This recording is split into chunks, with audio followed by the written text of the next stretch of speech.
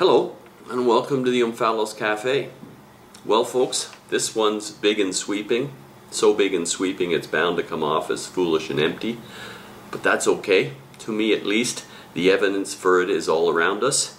If that is, we can open our eyes and lose a few of the preconceptions and prejudices our upbringing inevitably saddles us with. Unfortunately, school, I'm afraid, does that to us. Compartmentalization of subjects and the ever-increasing demand for specialization doesn't allow for the generalist's overview that might give perspective and indeed insight into things. We study the humanities, social studies, history, politics, economics, international affairs. We earn degrees in literature, philosophy, art, religion, poetry, psychology, and mythology. But who is there to say that they are all facets or expressions of one grand overriding subject, and that subject being life? And then, should we go tired and overwrought with all that learning, all that factual knowledge, we turn our yearning souls towards the East and mysticism, Buddhism, Zen, the occult, and what we loosely term the New Age. However, it too leaves us questioning, hungering for something more, as if something were missing in the message, some kind of key we're still wanting.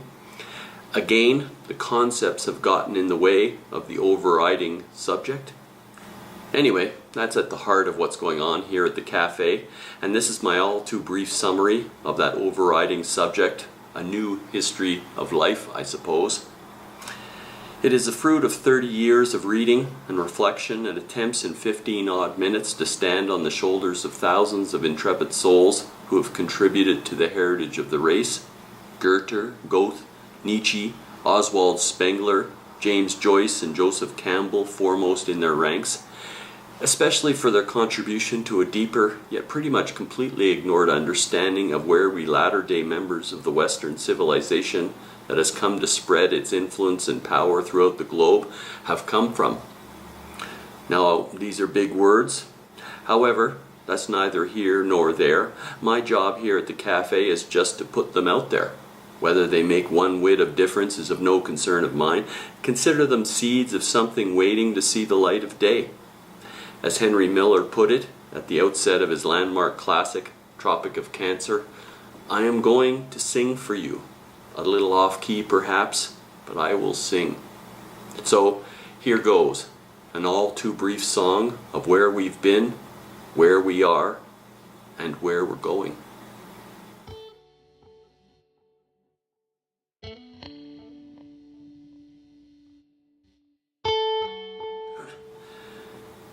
Our solar system is upwards of 4 or 5 billion years old now, accreting, coalescing from cloud and dust matter and hydrogen.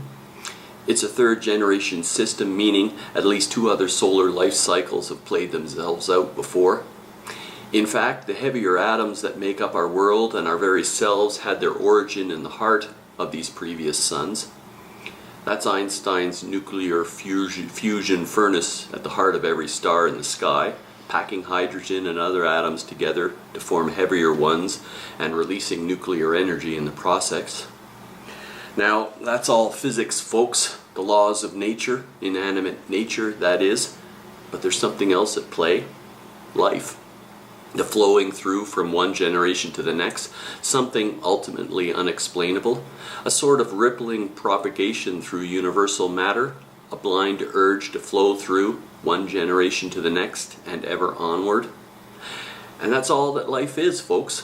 What I've sometimes termed the great passing through, from single cells or even less forms to complex organisms such as ourselves, just passing through from one generation to the next. Get in line with that flow and you experience Satori, a oneness with life. Hinder it or remove yourself from it, as we constantly do with our thoughts and ideas, and we feel a sense of alienation, sadness, and despair. In that reality lies a world of New Age mystic truths. Anyway, that comes later in the story I'm trying to tell. Let's get back to what really counts. Life is everywhere in the universe. We just haven't found evidence yet, but it's coming. Whenever and wherever favorable conditions arise, it continues its flow. So as Earth took shape somewhere in the 4 to 5 billion years ago range, the seeds of life carried in the dust matter of space were present. Conditions quickly proving favorable, life blossomed, perhaps in the deep ocean vents, no doubt in ridiculously inhospitable locations by modern standards. Darwin's survival of the fittest doesn't quite do justice to the ongoing flow, reducing it to a negative process rather than a positive, creative one.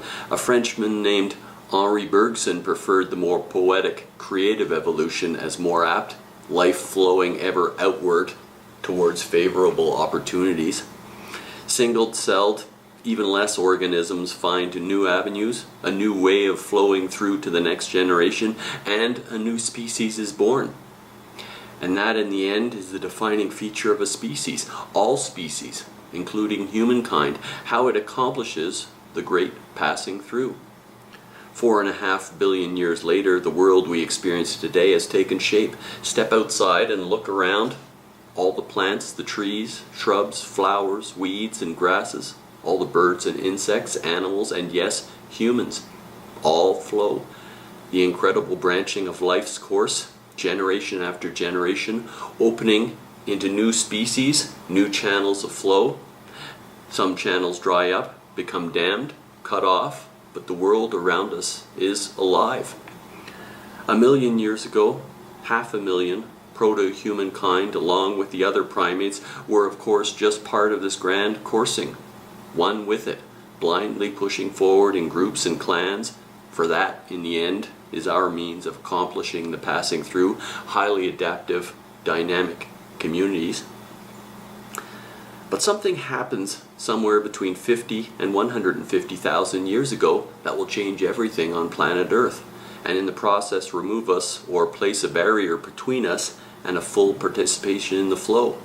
Expel us from the garden, as a poet might put it. In our increasingly complex, shifting and adapting groups, individuals develop a unique ability. It is the cognitive revolution, as Yuval Harari calls it in his books, the ability to hold on to a thought, to store it away for easy recall and use. The frontal lobes of our brains develop and begin storing these synaptic thought packages. Ideas, simple at first, but nonetheless the building blocks of language. The flow continues, but now Homo sapiens, thinking man, have an edge. Thoughts and ideas, easily transmissible techniques, customs and culture, and yes, eventually anyways, science. These new groups spread across the globe, adapting to all climates and conditions. Cultures morph to circumstances. Many find balance in their environment, but others, in bountiful environments, enjoy a surplus, not to mention means and ways of finding sustenance. Thoughts and ideas accumulate. Humans learn. Now many in the community are strong and smart, pile up and manipulate ideas better than others, become adept and prosper, whatever that might mean in any given culture. But there are others, rarer, who become sort of tenders of the communal spirit, maintainers of the balance between inner psycho-spiritual worlds and outer realities. These are the shamans, the artists, alive to things the mere thinkers cannot fathom, things of the unconscious heritage of the race, of the grand coursing of life. Their poetic language of symbol and imagery speaks to the average member, awakens them to their participation in the group, and through the group, back to life's flow. Around 10 to 15,000 years ago, groups combined, are melded together, no doubt through a combination of power and subtlety, of might and shamanistic imagery.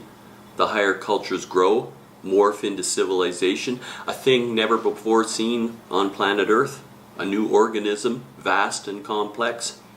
And at the heart of this huge, unwieldy organism is a poetic, psycho-spiritual abstraction formulated by shamans, its gods or God, the embodiment of the community spirit. And each civilization, for these organisms are spreading too, has its own shamanistic core at its heart, its own god or gods, that which holds it together, gives it meaning and purpose. But, and this part has tremendous import for us today, civilizations being these huge aggregate organisms have lifespans just like every other living being. Towards its end, it hardens, ossifies, becomes brittle and unchanging. All its potentials have been realized, fulfilled, all its thoughts have been explored and tabulated. Egypt, India, and China before the younger West crashed down upon them are examples of these dried up remnants continuing on in their allotted path, unchanging century after century. Greece and Rome were trending along that path, quite far along in fact, when the relatively young brutes from the wild lands of northern Europe burst upon them. And with these rude northern wandering warriors, a new generation culture was born. The West, or more accurately, the Northwest. Us. And that's what's playing out today, folks. What it was set in motion some 1,500 years ago. Only, of course, that culture and eventually civilization has spread across the entire globe, is fashioning the entire planet in its image, tying it together with its own unique notions of technology, time, and space. And in that truth, folks, lies a mountain of misunderstanding we moderns are burdened with. Democracy? We didn't learn it from the Greeks and Romans, for theirs was already dead or dying. It was in our northern hearts from the very outset. We learnt or borrowed the word from Greece, but the spirit of democracy, of self-sufficiency, was already in our breasts. However, and this will be epochal in the coming decades and centuries, it is ironically waning now, as it did then under the debilitating and demoralizing weight of money and its concentration, which too is a natural and inevitable process. Now, religion and God, I need warn you, this one is going to be a hard one to get our collective heads around, folks, but then, how else can we move forward?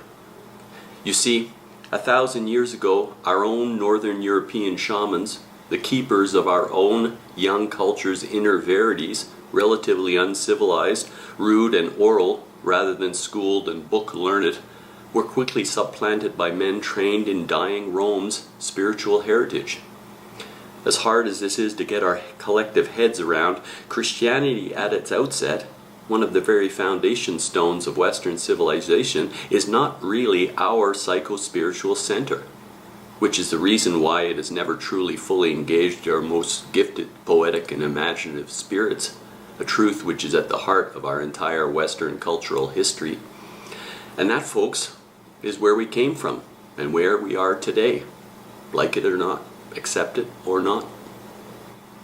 So, what's left? Where do we go? What is there to work for?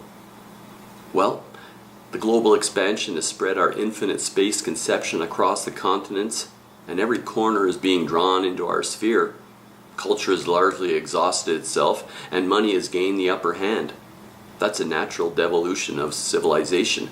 Today, oceans of digital money slosh over the planet looking for exploitable resources, and in that process the winners will be those who work toward the interconnectivity, the networking and control of everything, whether by so-called soft or hard power remains to be seen.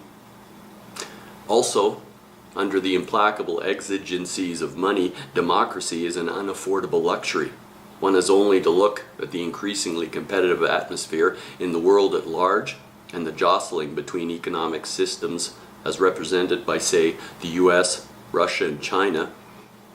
On top of that reality is self-reliance lying at democracy's core is quickly being eroded, just as it was in Rome before us. It may seem grim, folks, but look around and tell me it isn't so.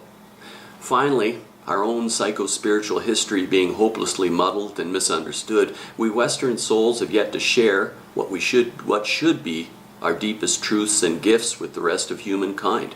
We haven't worked out the import of our own history in order to bring about the next great transcendence of humankind and life. But it's coming. It's all around us, slowly taking shape, coming to fruition, come what may. Listen to the eloquent words of Joseph Campbell upon completion of his amazing and largely unread series, The Masks of God. He writes, well, as it turns out, the quote I was looking for wasn't in Joseph Campbell's, my hardcover copy of Joseph Campbell's Creative Mythology, but in my well-worn, battered, well-read softcover version. So again, Joseph Campbell writes on completion of his 4-volume series, he writes, excuse me, looking back today over the 12 delightful years that I spent on this richly rewarding enterprise, I find that its main result for me has been its confirmation of a thought I have long and faithfully entertained, of the unity of the race of man, not only in its biology, but also in its spiritual history, which is everywhere unfolded in the manner of a single symphony, with its themes announced, developed, amplified, and turned about, distorted and reasserted. And today, in a grand fortissimo of all sections sounding together, irresistibly advancing to some kind of mighty climax, out of which the next great movement will emerge. That's beautiful, isn't it? Irresistibly advancing to some kind of mighty climax, out of which the next great movement will emerge. As I've repeatedly said, life is all there is. It is all around us, everywhere, and we are only a part of its flow, one with it, if we open our hearts and minds to that fact. And the choice is ours, really. And that's it for now. Thanks for visiting the Omphalos Cafe. All the very best, and we'll see you next time. Bye now.